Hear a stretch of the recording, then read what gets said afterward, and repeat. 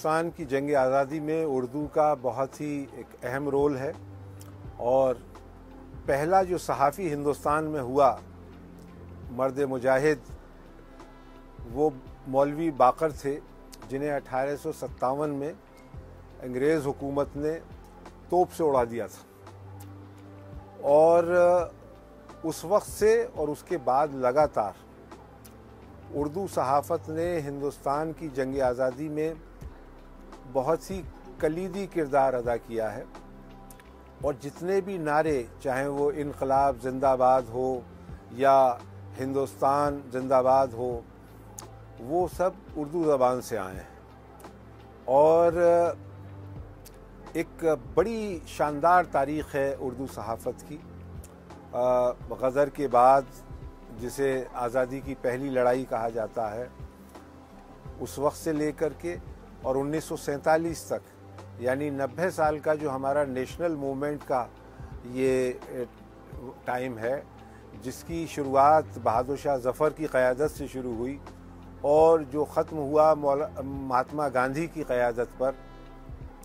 تو اس میں آپ دیکھیں، چاہے وہ مولانا محمد علی جوہر ہوں، مولانا آزاد ہوں، ان کے جو اخبار تھے، رسائل تھے، کامریڈ اور دوسرے،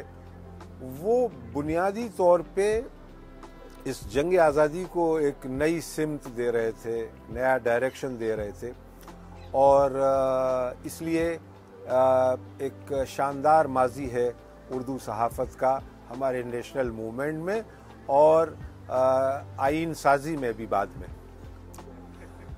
میرے گھر میں نے جب آنکھ کھولی، بچپن سے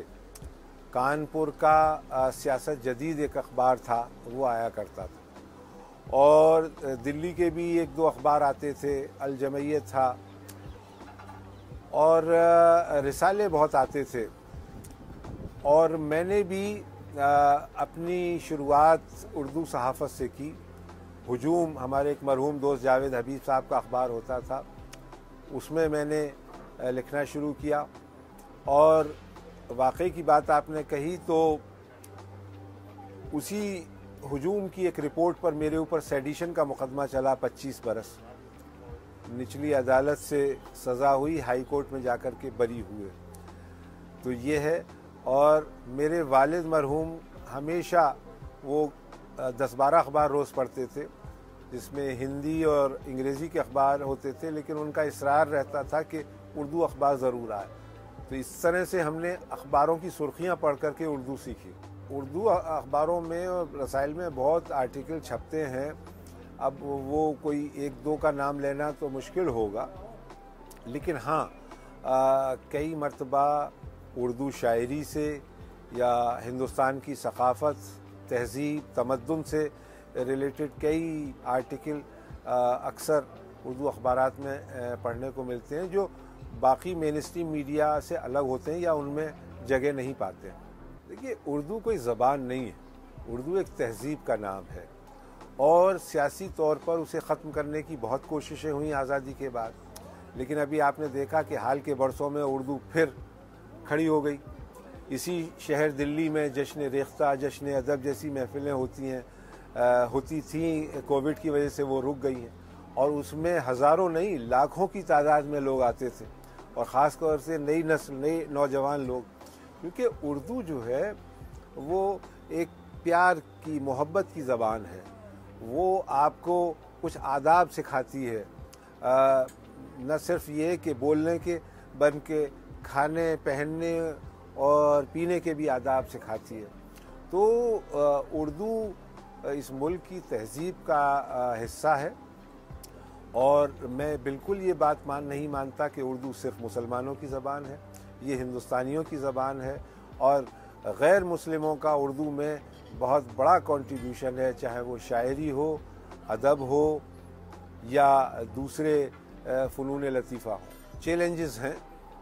لیکن اگر پروفیشنلی اس کو کیا جائے، یعنی اب تو الیکٹرانک میڈیا کا بھی زمانہ ہے، پریس جو ہے وہ ختم ہو رہی ہے، اور یہ کہا جا رہا ہے کہ 2040 یا 45 میں امریکہ میں آخری اخبار ہوگا जो प्रिंट होगा। तो उस लिहाज से अगर आप देखें तो दुबई से लेके ढाका तक उर्दू बोलने वालों का, समझने वालों का या उर्दू के प्रोग्राम देखने वालों का एक बड़ा मार्केट है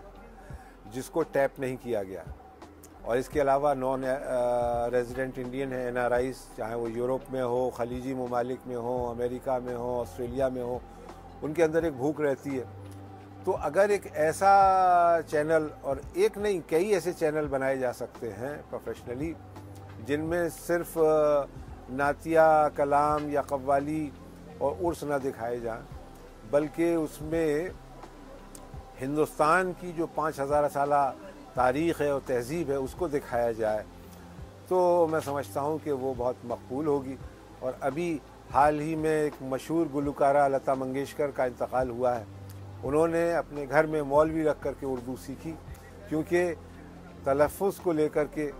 मसला था। और वो आप जानते हैं कि न सिर्फ बर सग़ीर बल्कि पूरे दुनिया की एक मशहूर गुलकारा वो बनी। तो उर्दू सहाफ़त का,